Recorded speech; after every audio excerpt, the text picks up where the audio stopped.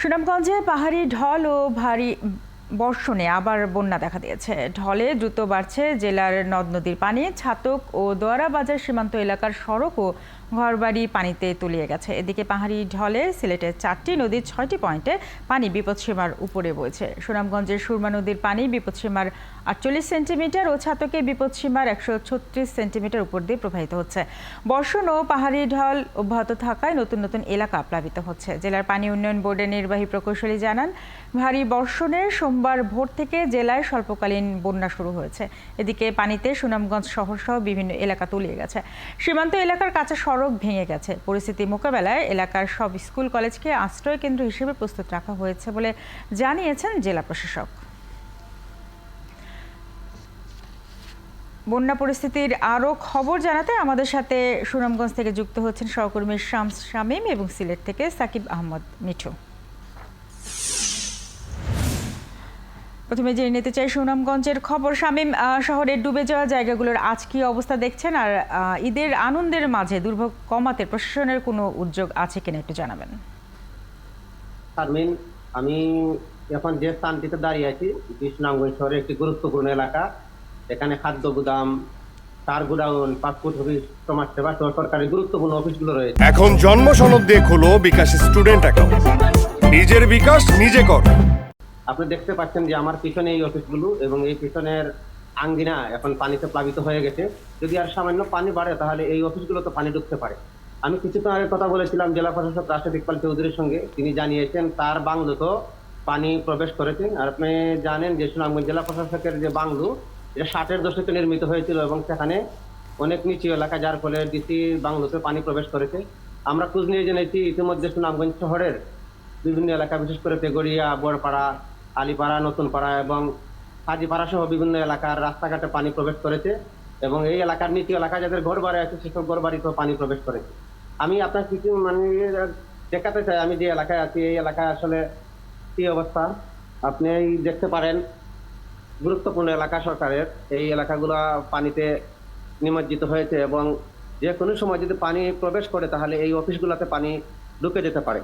গুরুত্বপূর্ণ অফিস আছে এখানে সরকারের, সেখানে যদি পানি প্রবেশ করে তাহলে অনেক বড় ক্ষতি হওয়ার আশঙ্কা।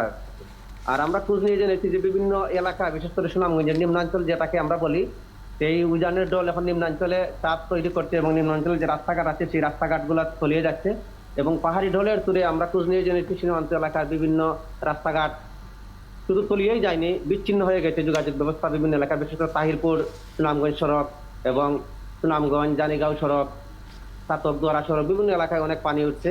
এই পানির কারণে আসলে মানুষ যোগাযোগও করতে পারছে না এবং তারা মানুষ যারা বাসা বাড়িতে আছে তারা বের হতে পারতেছে না এবং আশ্রয় কেন্দ্র খোলা হয়েছে। আমাকে জানিয়েছেন জেলা প্রশাসক মহারাজ রাশেদ ইকবাল চৌধুরী, তিনি জানিয়েছেন যতগুলো স্কুল কলেজ আছে সবগুলাকে আশ্রয় কেন্দ্রে বসে তুলে দেওয়া হয়েছে এবং ইতিমধ্যে সুনামগঞ্জ সরকারি কলেজ আশ্রয় কেন্দ্রে বেশ কয়েকটি পরিবার উঠেছে এবং অন্যান্য আশ্রয় কেন্দ্র প্রস্তুত আছে।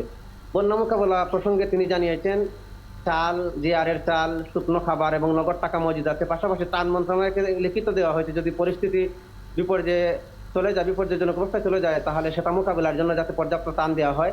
এবং আমি কিছুক্ষণ আগে কথা বলেছিলাম সুনামগঞ্জ 4 আসনের সংসদ সদস্য ডক্টর মোহাম্মদ সাদিকের সঙ্গে।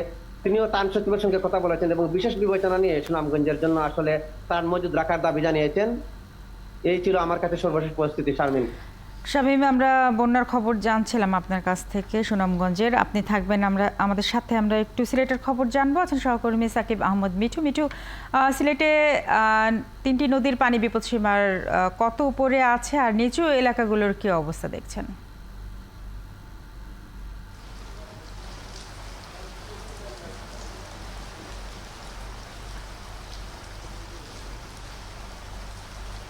ধন্যবাদ আপনাকে। আসলে গতকালকে রাত বিকেলের দিকে আমরা দেখছিলাম যে সিলেটের যে কয়টি নদী আছে সব কয়টি নদীর পানি আসলে নামতে শুরু করছিল, কিন্তু হঠাৎ করে সিলেটের উজানে যে চেরাপুঞ্জি, মেঘালয়রা যে বৃষ্টিপাত শুরু হয়ে যায় আমরা জানতে পারি এবং সিলেটেও বৃষ্টিপাত হচ্ছে, যার ফলে যে ভারতের উজানে আসলে সিলেটের উজানে যে চেরাপুঞ্জির বৃষ্টির কারণে রাত থেকে সিলেটের যে 4টি নদী সারি, গোয়াইন এবং কুশিয়ারা আর হচ্ছে গিয়ে ডাউকে, এসব যে কয়েকটি নদী আছে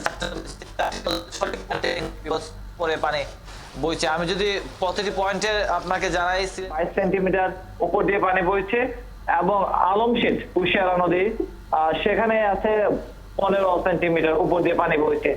এছাড়া হচ্ছে ফেন্সগঞ্জ কুশিয়ারা নদীর পয়েন্টে আছে 69 সেন্টিমিটার উপর দিয়ে।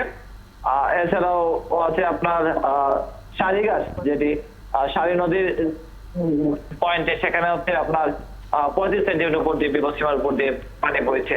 এছাড়াও হচ্ছে আপনার গোয়াইনঘাট সারি গোয়াইন নদী, সেখানে হচ্ছে বিপদসীমা 16 সেন্টিমিটার উপর দিয়ে বইছে। আপনি দেখতেই পাচ্ছেন যে আসলে সিলেটে এক রাতের মধ্যে সিলেটে যে সবকটি নদী আছে সেই নদীর পানি বিপদসীমার উপর দিয়ে বইছে, যার কারণে সিলেটের যে সীমান্তবর্তী এলাকা আছে কানাইঘাট, জকিগঞ্জ, জৈন্তাপুর, কোম্পানিগঞ্জ, সেসব এলাকার যে নিচু এলাকা আছে বা নদীর নিকটবর্তী গুলো আছে সেসব এলাকা পানি প্রবেশ করতে শুরু করছে, যেটাকে আসলে অফিসিয়ালি বলা হয় তাকে ফ্লাড।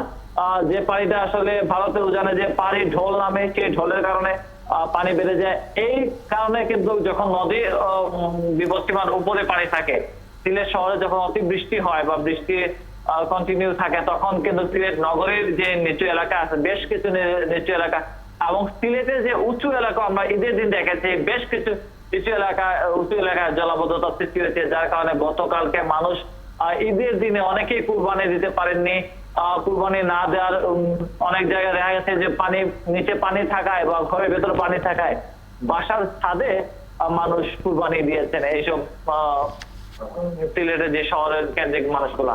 একটা বিষয় আপনাকে জানিয়ে রাখি যে গত 10 বছরে, গতকালকে 71 টেলিভিশনের জার্নালে কিন্তু Sylhet city corporation mayor Anwaruzzaman Chowdhury স্বীকার করেছেন যে গত 10 বছরে সিলেটে কিন্তু অনেক ড্রেনেজ ব্যবস্থার অনেক অপরিকল্পিত কাজ হয়েছে, যার ভোগান্তি আসলে এখন সিলেটবাসী দিচ্ছেন বা যার এই অপরিকল্পিত কাজের কারণে আসলে তাদেরকে এই জলাবদ্ধতার মধ্যে পড়তে হচ্ছে। আরো অনেক অভিযোগ আছে, যেমন বলা হচ্ছে যে সিলেট সুরমা নদীর যে 254 কিলোমিটার দীর্ঘ, সেখানে কিন্তু গত 10-12 বছরে কোনো ধরনের ড্রেজিং এর কোনো রেকর্ড নেই। আসলে নদীর ড্রেজিং করা খুব গুরুত্বপূর্ণ বিষয়। যদি নদী খনন হতো তাহলে কিন্তু কোনো ধরনের ড্রেজিং এর কোনো রেকর্ড নেই। আসলে নদীর ড্রেজিং করা খুব গুরুত্বপূর্ণ বিষয়। যদি নদী খনন হতো তাহলে কিন্তু পানিটা আরো নিচে থাকতো এবং পানি দ্রুত সময়ের মধ্যে নেমে যেত।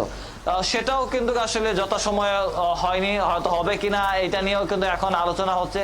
সিটি কর্পোরেশন মেয়র বলছেন যে একটা মেগা প্ল্যানের মাধ্যমে, একটি পরিকল্পিত প্ল্যানের মাধ্যমে তারা আগামী বছরের মধ্যে এই কাজগুলো সম্পূর্ণ করতে চান, যেন সিলেটবাসী আগামী বছর জলাবদ্ধতা বা বন্যার মধ্যে না পড়েন, সেই চেষ্টা তিনি করবেন এবং সেই পরিকল্পনা নিয়ে তিনি এগিয়ে যাচ্ছেন এবং মন্ত্রণালয়ের সাথে কথা বলছেন। যেটা হচ্ছে গিয়ে ইটনা মিঠামইন, যেটি অল ওয়েদার রোড বলা হয় থাকে, সেটার কারণেও কিন্তু এই জলাবদ্ধতার আরেকটি কারণ হিসেবে অনেকেই ধারণা করছে। কারণ হচ্ছে পানি যে দ্রুত হাওরে নেমে যেত, সেই রাস্তার কারণে কিছুটা বাধাগ্রস্ত হচ্ছে, যার ফলে আসলে যত দ্রুত পানি নেমে যেত আগে, ধরেন 2022 সালের আগে মানুষ কিন্তু নিচু পাহাড়ি ঢল ও ভারী বর্ষণে বন্যা দেখা দিয়েছে সিলেটে, সে খবর জানছিলাম। আপনার কাছ থেকে অনেক ধন্যবাদ। সেই সাথে শামীম, আপনাকেও ধন্যবাদ আমাদের সাথে যুক্ত হবার জন্য। দর্শক, সুনামগঞ্জ এবং সিলেটে বন্যা দেখা দিয়েছে সে খবর জানাচ্ছিলেন আমাদের সহকর্মীরা।